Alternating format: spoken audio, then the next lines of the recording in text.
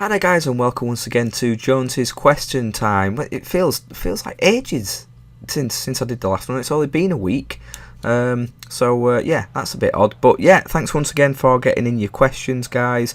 Might actually have 6 instead of 5 today. We're going to see how it goes. But yeah, just urge you once again, please do send in as many questions as you can. Like I say, the amount of people that watch it, I'm sort of averaging between 50 and 100 people watching these videos. If just each person that watches it just sends in any question, literally, it doesn't matter what it is, don't think that any question is too silly or too random or whatever, just send in any question and I'll try and get it answered at some point. So let's kick off today with a question from, I think it was on YouTube, and Harry Kelly. He asked me, what has been my favourite Leeds away day? It's a hard one to answer. There's been some absolute stinkers in there, as with anything with Leeds United, but I would have to say one of my favourites was going back quite a few years now. What's it, about 5 years ago, I think, at Burnley, where we were 2-0 down at half time and came back to win 3-2. The first half was absolutely terrible. I think it was just coming up to Christmas time.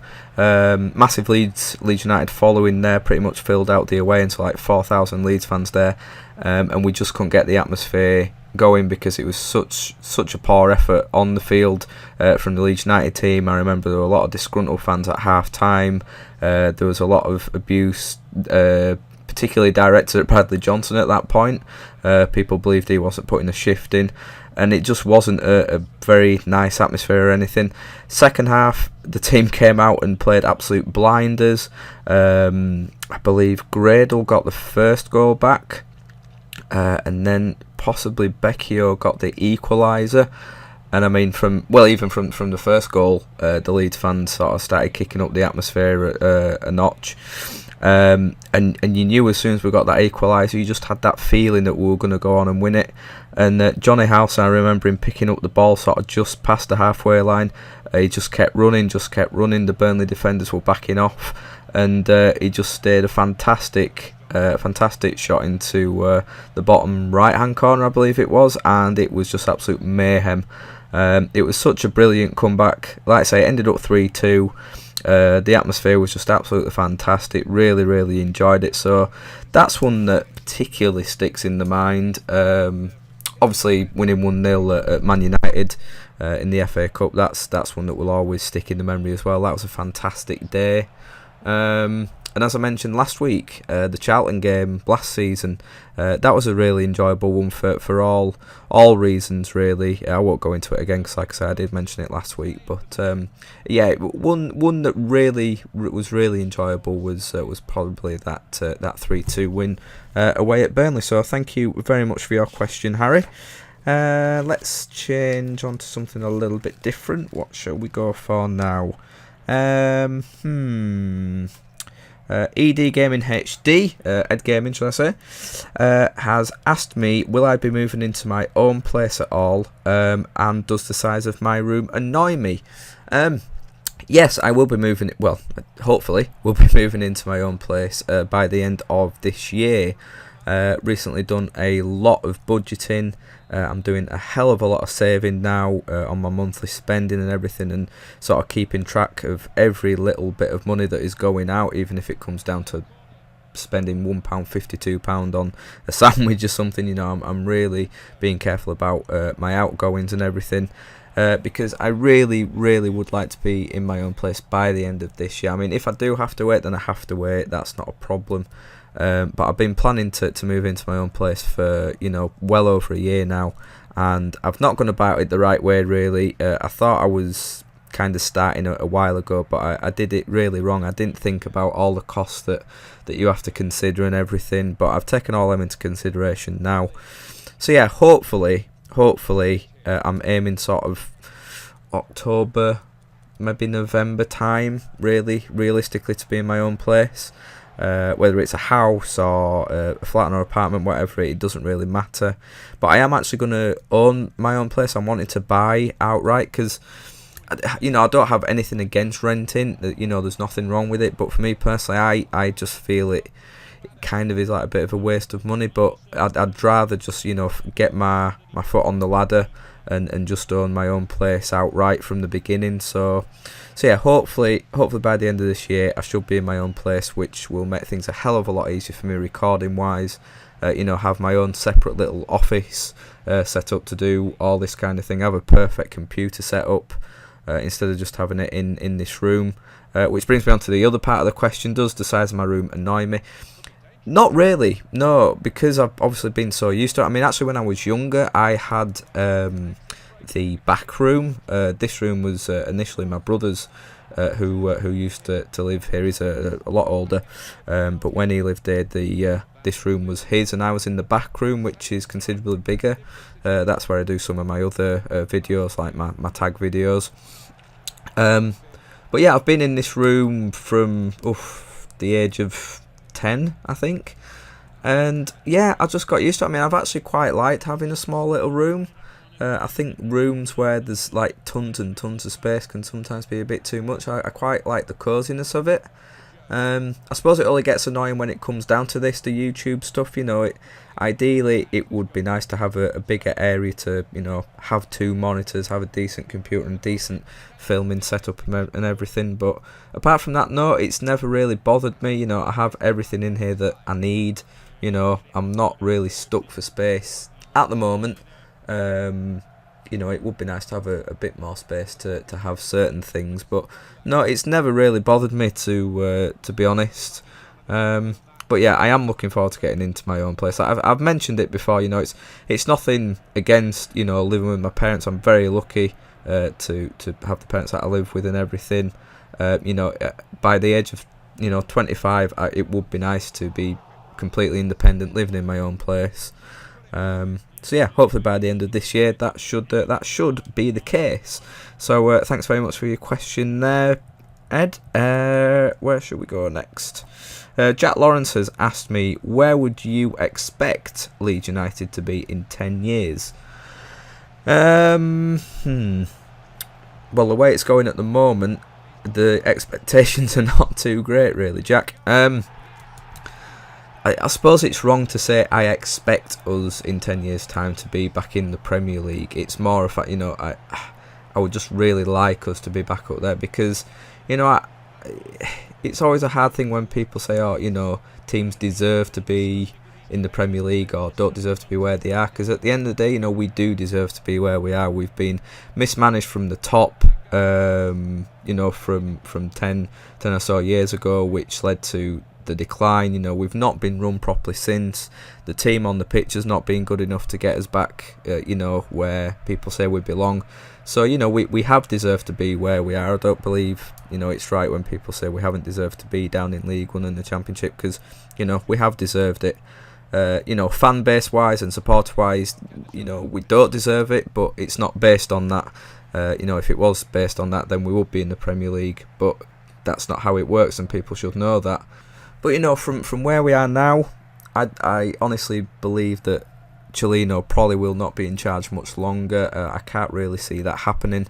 So if the right person comes into our club, there is no reason why in a couple of years' time we shouldn't be back in the Premier League. We have so much there. Our biggest asset really is our academy and the young players coming through there. Already mentioned there that the support and everything, that will never go away. So that's another big positive.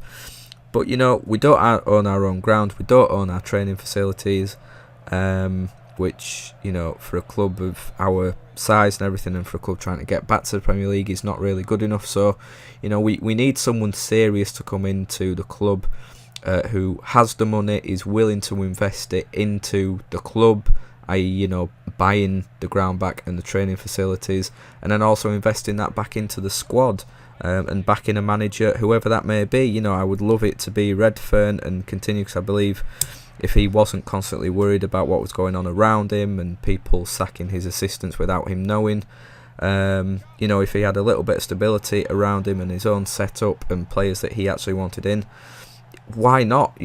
Why not believe that we could be, back in the Premier League in a couple of years' time? I don't believe it's something that would happen next year. It's a big building process. We spent a lot of years saying that we're rebuilding, and really it's a rebuilding process that has started and then just been abandoned halfway through, which has been the ultimate frustration really with the club. There's been so much belief and belief in that things were restarting again, when really it's just been same old each and every time. So in 10 years time, given if we were being run properly by people that actually had Leeds United at heart, and that were willing to put the money where their mouth is and invest properly in the squad, I would expect us to be in the Premier League in 10 years time. However, if that wasn't to happen, then we would probably still be struggling to be a mid-table championship team, which is a horrible thought for in 10 years time for that to be happening. I wouldn't expect that. It would be very depressing if that was the case, but you just don't know. It is so hard to say in football these days, with foreign owners and people coming in and out of clubs and messing clubs up. We're not the only club that have had people mess around our football club from the top. There's a couple more teams that probably should be higher than what they are, but due to mismanagement, again, they're deservedly down in lower leagues and everything. So yeah, Jack, in 10 years time, I don't like to say I expect us, but we should be back in the Premier League, hoping that we had the right people at the top looking after us. So thank you very much for your question there, Jack. Where now? No, let's not do that first. Let's do a question from Lee, Future Law from YouTube. He has asked me, can you name 4 possible candidates to replace the current twerps for the upcoming elections? Oh, I would gladly do that, Lee. Yes, so I have carefully thought this through, and I believe that 4 candidates that would do a much better job than some that currently going for Prime Minister and to be in charge of our country. First of all, I would possibly choose Sips from the Yogscast, mainly because he believes that he's a firm believer that when someone's down, it's best to kick them, and I think that's fair enough, and I agree with that. And he's a strong believer in looting. I hope people get that reference and actually watch Sips, or else I'm going to come across like a right twat there. So yeah, I would choose Sips, plus because he's just so laid back, and it would be so awesome just to have someone like Sips in charge. I mean, can you imagine him at Prime Minister's Question Time just kind of sat back in his chair? And yeah, that would be so awesome. Jeremy Clarkson for Prime Minister, I think would be quite an interesting thing. He would definitely sort the roads out, getting rid of speed cameras and speed bumps for a start. If he could do that in Horsforth at the moment, that would be greatly appreciated, because it's been an absolute fucking nightmare going to and from work now. Anyway, no, I won't get into that now. That's another topic for another time. But yeah, Jeremy Clarkson would be an interesting choice. Not sure I'd agree with everything, but yeah, I think that would be fun. Mr. Bean, I think would work quite well. Someone to when he was just stood there on screen giving an interview or some kind of press conference or speech about something. Someone who, when they stood up, you could just sort of smile at the face and laugh at the face, instead of looking at a shiny face twat like Cameron. It'd be much more interesting having like Mr. Bean in charge, and he wouldn't do much talking, which again I think would do us all a favour, like some of the politicians do all the time. So yeah, Mr. Bean, and finally Ross Noble, because I think people know I absolutely love that guy, and I think he will bring in a lot of interesting things for this country that would work well, and again he'd be funny at the same time. Yeah, I mean, the election and politics and politicians and everything, I'm not afraid to say, a lot of people keep it quiet how they're going to vote and everything. I'm not ashamed to say that I'm going to be spoiling my vote this time round. Basically, by spoiling your vote, you sort of write across the ballot paper. You basically, as it says, you spoil your vote. Now people might say, that's a waste, but it's better than not voting at all, because obviously nothing gets counted there. If you spoil your vote, if you spoil the ballot, then it does get counted. And I believe that if everyone was to spoil their vote, well, not everyone, obviously that wouldn't happen, but if more people spoiled the vote and it actually got counted, then politicians might actually sit up and think, wow, people really are disgruntled and not happy with how things are going. Russell Brand, as many things with him that I do agree that he says. The one thing I disagree with him saying was, don't go and vote, because that really is a waste. You have your right to vote and everything, and at least by spoiling it, it's still counted. If it's not, if you don't vote, it's not counted, and you can't get a true number of people, that are disgruntled and not happy with the way things are being run. So yeah, I have absolutely no faith in any parties that are out there, not in the slightest. The only time I've legally been allowed to vote was the last one, and I was basically suckered in at the time as a student by the Lib Dems, as many others were, obviously at the time saying that they would abolish tuition fees and everything, and they basically used all that just to get in, and ended up cuddling up with the Tories and went against everything they said they would do. So that didn't really help matters with me, and like I say, I know with a lot of other students and people as well. But yeah, I've never been a Conservative. That's one thing I would never ever even look into. Labour, I can't say that Miliband gives any amount of confidence out there. A lot of Labour supporters have said the same. Like I say, Lib Dems I won't even entertain, and everyone else I just know. UKIP, just no, not even a chance there. Same with the others. The Green Party, I think they maybe mean well, but looking at everything, I can't see how they would be a strong contender. But yeah, I just have no faith or belief in any of the parties out there, so I'm not going to vote for any of them. So yeah, I'm going to spoil my vote. And I've just completely gone off topic, really, haven't I there? Well done, Lee. Well done for doing that. So yeah, my answer to the initial question is Sips, Jeremy Clarkson, Mr Bean and Ross Noble for Prime Minister. So let's finish off with another question. What have we got? I'll probably fit another two in. Will LUFC from YouTube has asked me, what is the best atmosphere you have experienced at a Leeds game, home and away? It's hard just to pinpoint one, so I've written down a couple. Millwall in the playoffs a couple of years ago when we were trying to get out of League One, where we did end up losing. It was 1-1 on the night, but we ended up losing 2-1 on aggregate. But that atmosphere that night at that game was absolutely ecstatic. When Becchio scored that goal, I don't think I've ever heard a noise like that in Ellen Road before. And that's including days in the Premier League, beating Man United, the Champions League nights. I've never heard noise like it when that Becchio goal went in. That was superb. Along similar lines, the Bristol Rovers match where we got promoted, that was absolutely amazing. Just the way it all happened, that was fantastic. Again, Man United away, that was just the perfect atmosphere.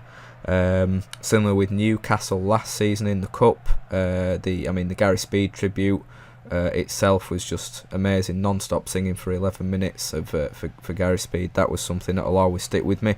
But one that I have to mention, back in the Premier League days, just before we got relegated, we played Everton at Goodison Park, and we lost 4-0 that day, and it was absolutely terrible. I can't remember who was in charge at that point, but it was basically the start of the decline. Losing 4-0, and throughout the whole game, especially the second half, the Leeds fans, we did not stop singing for 1 second. We had Champions of Europe going on for pretty much the entire second half, and it was just one of those moments where it was just so, the amount of pride to be a Leeds fan. I'd have been 12 or 13 at that point, and it was just the most amazing thing, the most amazing feeling, losing the game and just basically not caring, and just singing for the entirety of the game without a care in the world. It was that was pretty amazing. That was something special. So I would pick that one out of all the ones I've just said there, but they were all pretty special. And we'll finish with a question that I just got in today, I believe. Russell Melford asked, are you currently dating, or have you had a long-term relationship in the past or recently? No, I'm not currently dating, and yes, I have had a long relationship in the past. Basically, the only real relationship I've had, it lasted 6 years. I don't know if I've ever really spoken about it on the channel before, but we basically got together when we were 16, just going on 17. Basically engaged by 18, not with the intention of getting married straight away or anything. It was just more kind of show of love and affection, that kind of thing. And yeah, it was a relationship that lasted 6.5 years and came to an end in 2013. I think I did do stuff on my channel at the time. Well, mentioned it, and it was really hard. It's really tough. Not gonna lie, it took a while for me to really get over and everything. And with the depression, it wasn't really ideal. It wasn't because of the depression that we split up. It was just one of those things, one of those relationships that kind of run its course. And yeah, I've not been in any kind of relationship since then. Yeah, I don't really know what else to say about that, Russell, really. But yeah, that's that one. So we're going to call it a day. That's the first time I've gone over 20 minutes on this. But that's alright, don't mind. I do like to quite, keep it around the 20-minute mark for something like this. So I think I am now officially out of questions. So it's even more important now, guys, that you get even more questions into me. Like I say, don't be afraid or scared of asking any question. I've kind of proved that I'm happy to answer anything. It really doesn't matter, what you want to ask me. I am happy to answer absolutely anything, no matter what that is. So, once again, thank you for everyone for contributing today and for all your questions. Leave your questions below in the comments on, well, any of the question videos, any of the question time videos, or at my Twitter at ChrisJonesLUFC. I hope you've enjoyed this video, guys. Thank you for the support as always, and I'll speak to you all very soon.